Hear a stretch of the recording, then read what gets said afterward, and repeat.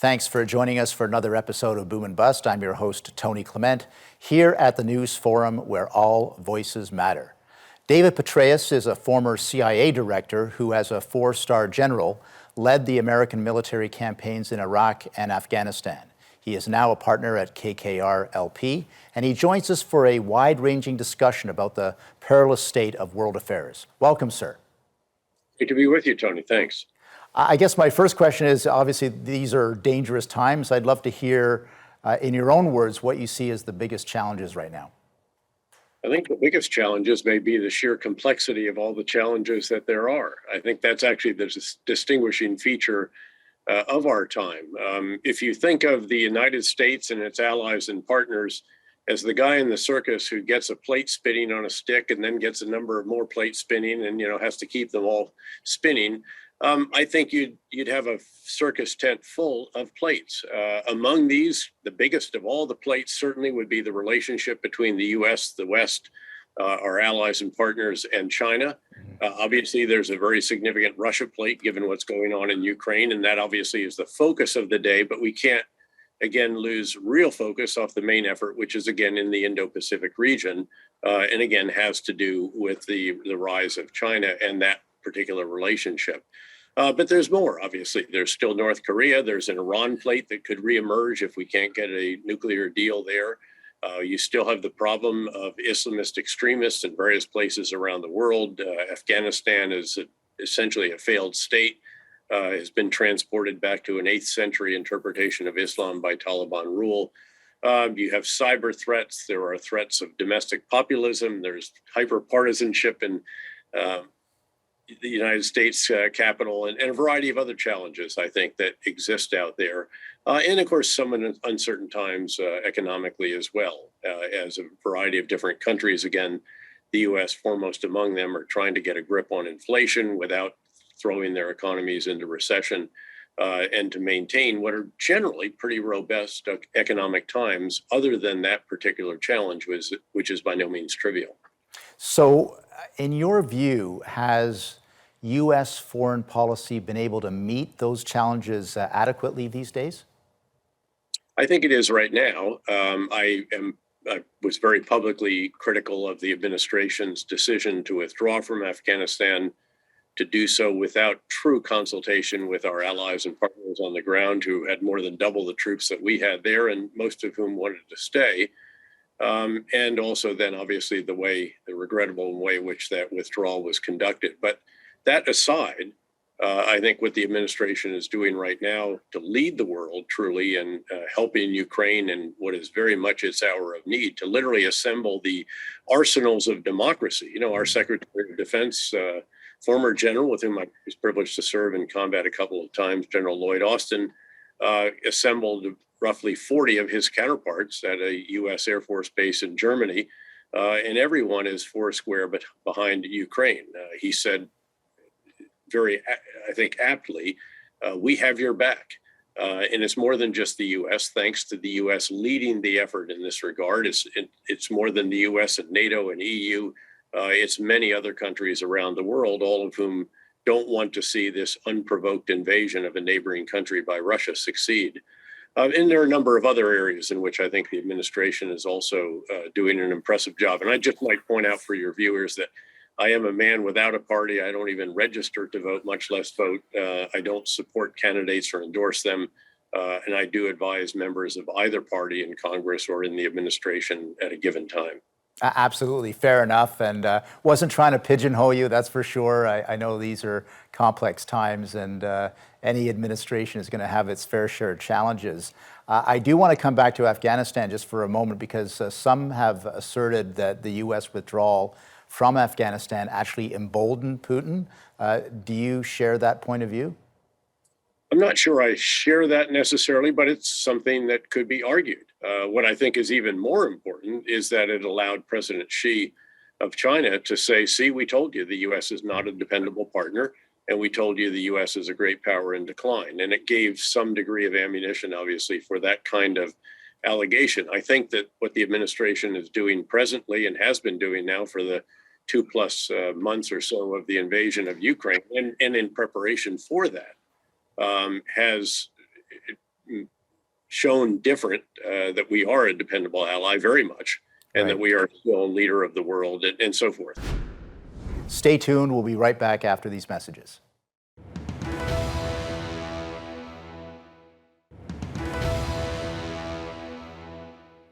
Welcome back to Boom and Bust. I'm your host, Tony Clement, with our special guest, General David Petraeus.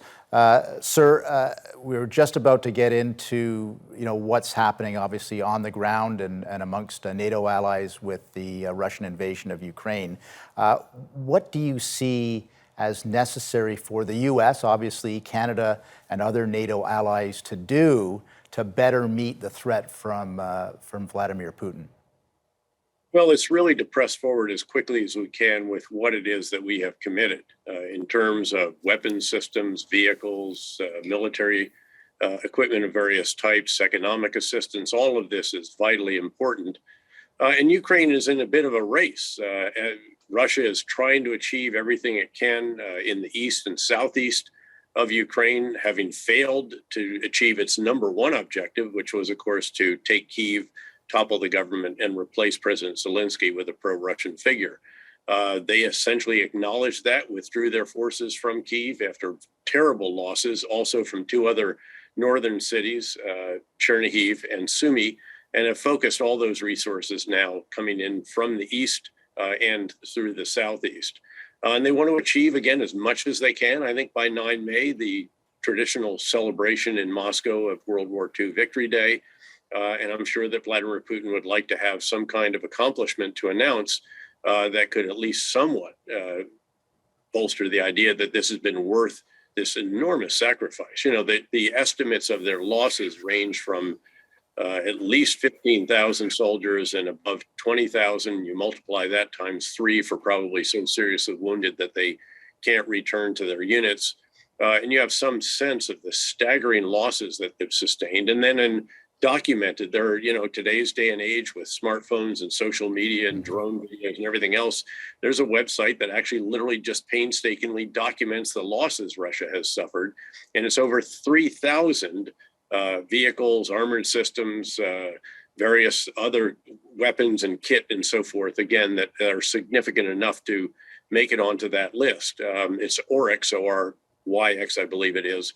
You can see it for yourself, and it's really quite dramatic to consider that Russia has lost, for example, well over 2 and maybe approaching 3 years worth of production of tanks alone in the past 8 weeks. That's staggering.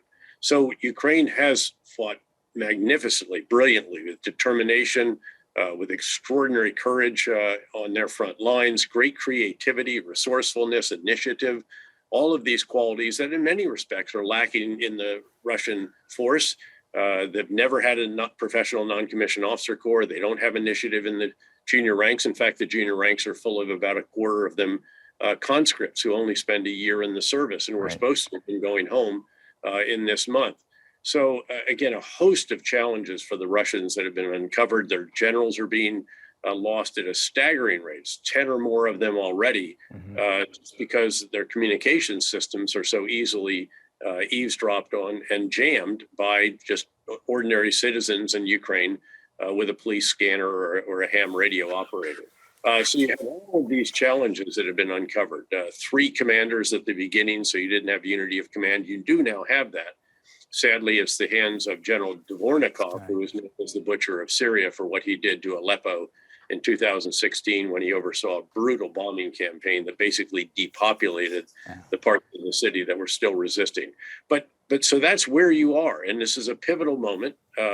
Ukraine trying to get everything it can into its country, up to its troops, into the hands of the professionals and so forth, while Russia's trying to gain as much ground as it possibly can before Ukraine has this extraordinary addition to its combat power. We've got about a minute before our next break, but I got to ask this as a former decorated general and soldier. Were you surprised at how poorly the Russian military did in the first weeks of the campaign?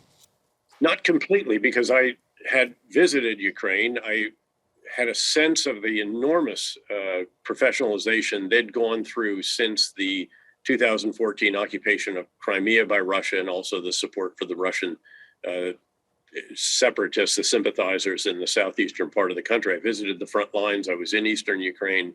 And I was very, very impressed. And that realization, plus the sense of how relatively small compared to what Russia was trying to do at the outset, that force was. I've obviously invaded a country, and I was only a two-star at that time, but I have some sense of how hard it is to conduct urban operations, how draining it can be in terms of soldiers and all the rest. And so from before the beginning, I said that they would not take Kyiv, much less ever control.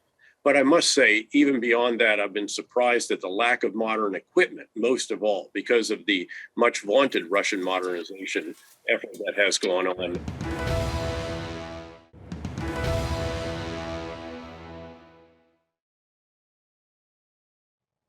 And we're back here at Boom and Bust with our special guest, General David Petraeus, a former director of the CIA.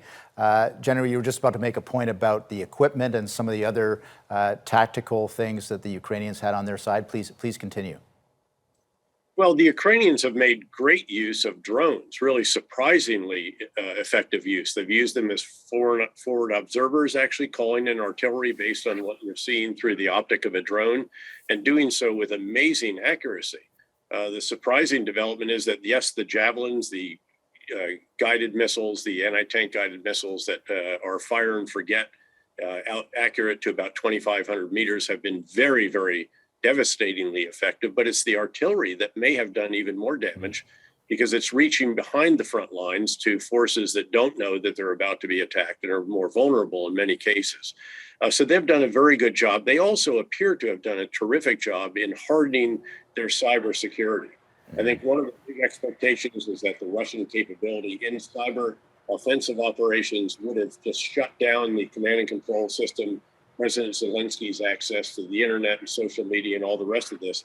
That just has not materialized. There were attempts by the Russians that did hit Ukraine with very substantial cyber attacks, but they withstood them on the Ukrainian side. And it's publicly known that we've been providing a considerable amount of help to them since that period some years back, when the Russians shut down their entire electrical generating system in a large part of the country.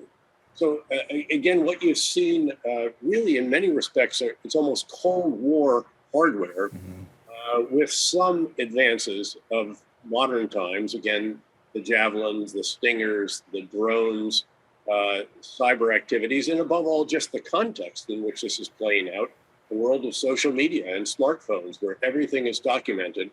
And it's impossible for the Russians to carry out the kinds of inhuman activities that they did at Bucha, for example, and in a number of other locations, which clearly absolutely constitute war crimes and are unreprehensible.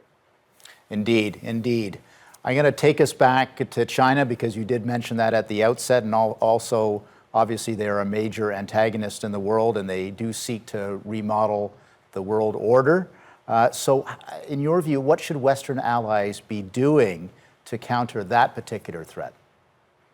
Well, I think there has to be an intelligent approach, if you will. Right. It can't be you cannot, quote, decouple from China, the second largest economy in the world. You can't carry out as we did in the Cold War or something like this, and we shouldn't actually. It penalize us as much as it would penalize them. What you have to do is have an intelligent approach.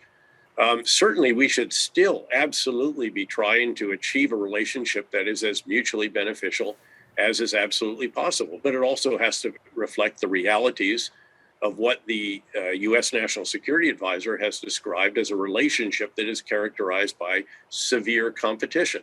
Well, let's compete. Let's make sure that we do shore up, if you will, our capabilities in certain areas, and there are big plans for that. For example, for the production of microchips, 4 major fab plants going into the U.S. Alone in the next few years.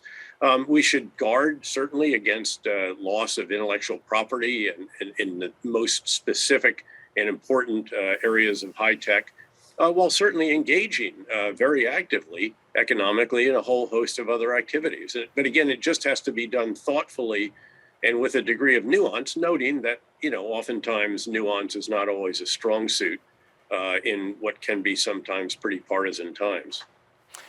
You're obviously a former CIA director, and we did talk about cyber a little bit, but How can counterintelligence meet the cyber threat more generally? Well, what we have to do, number one, is everyone has to collaborate. And the challenge for the United States was that we waited too long, frankly, to establish what is now called the Cybersecurity and Infrastructure Security Agency within our Department of Homeland Security. That is an extraordinary organization working together with our FBI, with our NSA, CIA, and other elements that have cyber expertise in a very significant way. And we have a brilliant director, I might add, in charge of CISA, coming after a brilliant director who founded it a bit over 3 years ago. And so we're catching up a bit. The UK, for example, was ahead of us. I believe that Canada was ahead of us in getting the national level institution that's necessary to oversee all of this and to guide it. Particularly for the critical areas of infrastructure that have been designated by U.S. law and policy. We're catching up. I think we're now getting the big ideas right. We're going to take a brief final break before the final segment of this program. Please stay with us. We'll be right back.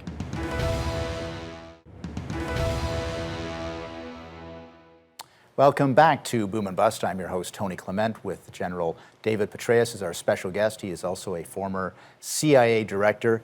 General, you alluded to this, again, not trying to put you on the heels of a dilemma here, but as an outside observer, as a Canadian, I do have to ask this question. Is U.S. domestic politics broken? I don't think it's broken. It's certainly challenged in a variety of different ways. But what I think has been impressive over the course of the last year or so is that there has actually been the emergence of bipartisan consensus on very, very important issues, such as this support for Ukraine and the opposition to what Russia has done there, or is trying to do there, such as trying to develop all the policies and tools and so forth for the relationship with China, such as support for enhancing our cybersecurity elements and their capabilities. So interestingly, there's a number of areas in which there has actually emerged, both parties can agree on something and can move forward effectively with it. Just as was the case, of course, in the response to the pandemic in this administration and, of course, in the previous one as well, to make sure that everything was done to cushion the blows that would be felt economically by those who are least advantaged in our population. So I think there's been a lot of that. Certainly there is enormous partisan wrangling. Obviously, we're coming up to a midterm election in November that could flip one or both of the control of the houses of our legislature, the Senate and the House. And that would be more challenging, needless to say, for the president. But again, I actually think what has happened has been reasonably heartening, despite the backdrop, despite the various tweets of certain nature and all the rest of that. And I've been a bit heartened by that. Yeah, it's almost as if, going back to Vladimir Putin for a second, his best laid plans, he saw a divided West and divided NATO, and yet his plans actually united politics in the United States to a great extent and in NATO. Is that your assessment as well? It is. This just sort of validates Warren Buffett's old line about never pays to bet against America. Yeah, exactly. Or perhaps Winston Churchill, who said, you can always count on the Americans to do the right thing after all the other things. Indeed. So, again, we're coming at it from a Canadian point of view. Do you have any advice or aspirations about what Canada should be doing in this very dangerous world in which we live? Well, I must say, first of all, I have a lot of admiration for our neighbors to the north. I was privileged to command Canadian military forces in Afghanistan, in particular, work with them in Bosnia. There was even a tiny complement of them in Iraq, a liaison officer and some others, and then the NATO training mission there, which I also commanded. And so that relationship is extraordinarily strong. And of course, the intelligence relationship is also very, very special indeed, the Five Eyes and so on.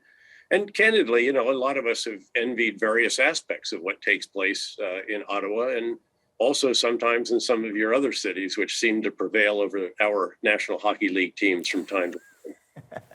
Well, I might note that when your Minister of Defense visited me in Afghanistan was the year that the Boston Bruins won right. the Stanley Cup. And so we had a little miniature Stanley Cup made with the Bruins on the front of it, and I presented it to him. And he very quickly responded, yeah, but how many of the members of the Boston Bruins are actually from America? That's right. That was only 2 or 3. So it was a Canadian victory nonetheless, in his eyes at least. Yeah, I remember Janet Reno, when she was in the U.S. administration, attended the Vancouver Olympics and the gold medal game between Canada and the USA. Please. And at the at one point, she remarked to our Prime Minister Stephen Harper that she actually wanted Canada to win because if they didn't, there would be mass suicide north of the border. So I think that was a general observation that Americans do understand Canada at times. Occasionally we do, and having been to the Calgary Stampede, and then also a number of times, obviously, to Ottawa and the other major cities.